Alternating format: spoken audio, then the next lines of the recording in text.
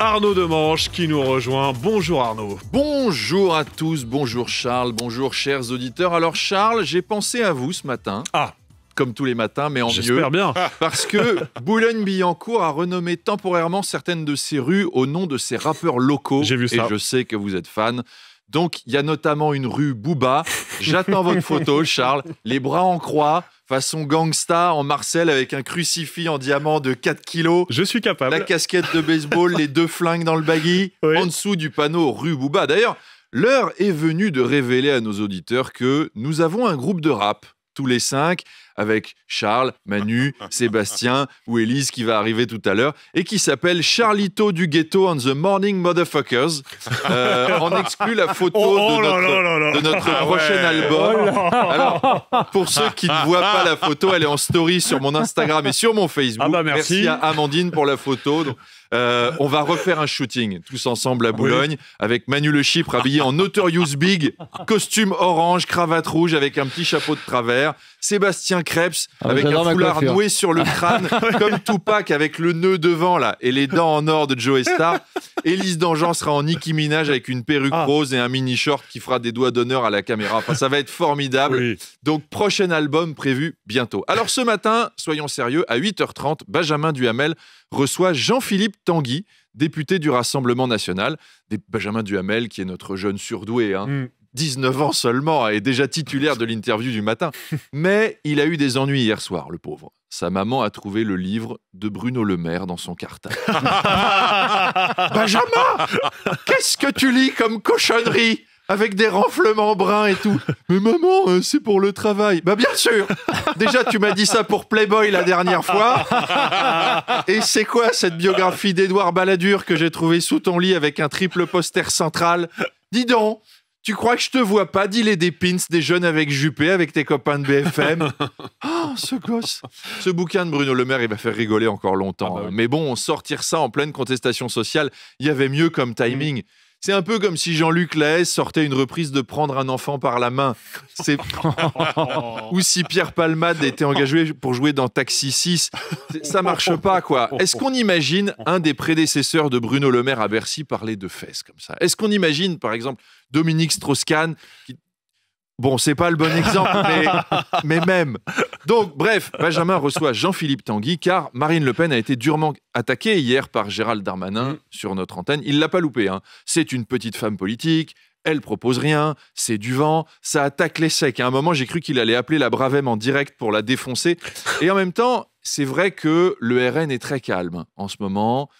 C'est du bruit blanc. Vous savez, les ambiances avec rien, là, qu'on met pour endormir les bébés. Alors, pour endormir un nourrisson, il y a les bruits blancs, si vous êtes un parent un peu bobo, ou le congélateur, si vous êtes Véronique Courgeot. Et ben là, le RN, c'est pareil, sauf que ça sert à endormir les adultes. Alors, comment va réagir Jean-Philippe Tanguy? Parce que c'est un peu la nouvelle star du RN. Si vous ne le connaissez pas, il est assez jeune.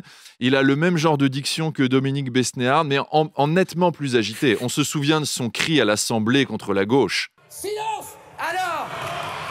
Silence pour la France! Ah, c'est le cri du cœur! Chers collègues, collègues de gauche! Monsieur Tanguy, s'il vous plaît. On se souvient du silence pour la France. Et ben, au RN, ils ont appliqué la consigne, c'est silence. Pauvre Benjamin, il va lui poser une question qui lui plaît pas, l'autre va dégoupiller. Silence! Silence, journaliste de gauche! Ah, ce cri du cœur! Vous êtes un sketch! C'est pas sa semaine invité cool, à Benjamin. Les violences commises par les Black Blocs le 1er mai ont été évidemment condamnées de toutes parts. Oui, calmez-vous les Black Blocs avec vos cagoules. Vous savez qu'à gauche, ils doivent être fous. 4 mois qui manifestent avec le soutien de la population malgré les grèves. Et là, t'as 10 zozos qui balancent des cocktails Molotov sur les flics et ça fout tout par terre. Alors, 406 blessés chez les policiers, selon Gérald Darmanin. Seulement 2, selon les manifestants. Tiens, pour une fois, c'est exagéré dans l'autre sens. Essayons quand même de voir le verre à moitié plein. La fête du travail, au moins, elle aura généré du travail. C'est-à-dire qu'avec les casseurs, on a eu du boulot pour les infirmiers, les médecins, les policiers, les pompiers, les journalistes, les éboueurs, les peintres en bâtiment, les vitriers. Ça a bossé aussi chez les nutritionnistes qui ont conseillé les syndiqués, qui avaient la gerbe après 16 bières et 20 merguez. Donc bref, grâce à la grosse manif d'hier, il y a eu du boulot, on a charbonné, on a limite gagné un point de croissance. Emmanuel Le Chypre est ravi. Cocorico. Et alors justement, alors que cette réforme des retraites devait en théorie rassurer les marchés, eh bien l'agence de notation Fitch a abaissé d'un cran la note de la France qui est passée de AA à AA-. Oui, vous connaissez ce système de notes. Les notes vont de AAA pour des pays aux finances vertueuses, comme l'Allemagne, à pour la France, ou LOL pour le Zimbabwe, ou MDR pour le Venezuela. Et ça, c'est très injuste. Parce que cette simple note peut décourager les marchés de nous prêter de l'argent, même si en fait on pourrait être très bien remboursé. Donc faut arrêter avec ces notes, ou alors faire comme à l'école des fans, donner une bonne note à tout le monde. Bonjour, bienvenue à l'école des Fitch.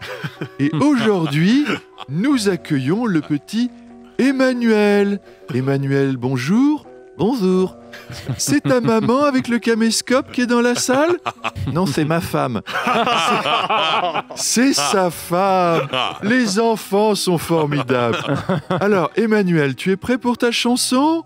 On t'écoute. Oui, alors c'est une chanson pour faire travailler ces feignasses de français 2 ans de plus.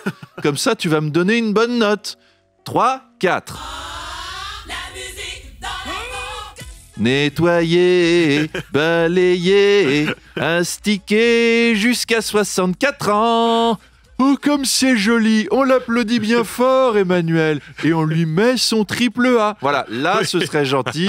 Les marchés seraient rassurés. Mais bon, voilà, la vie, c'est pas l'école des fans. La vie est une truie, Charles. On rame, et voilà le pirate. Ben voilà. Voilà le pirate Arnaud Demange. Salut Arnaud. Ce qui fait réagir ce matin, c'est l'Allemagne qui a lancé un abonnement unique à 49 € par mois pour tous les transports en commun. Oui, enfin une bonne idée pour utiliser les trains en Allemagne. Il était temps. Cette initiative, en tout cas, a fait tout de suite réagir le président de la SNCF au 32-16. Bonjour. À la SNCF, nous avons prévu de nous aligner sur le projet allemand. Alors l'année prochaine, nous avons décidé de faire un effort considérable sur nos prix, puisque le Paris-Toulouse passera à 732 € aller simple, le Paris-Strasbourg 469 € et le Paris-Nice 1163 €, monsieur Magnin.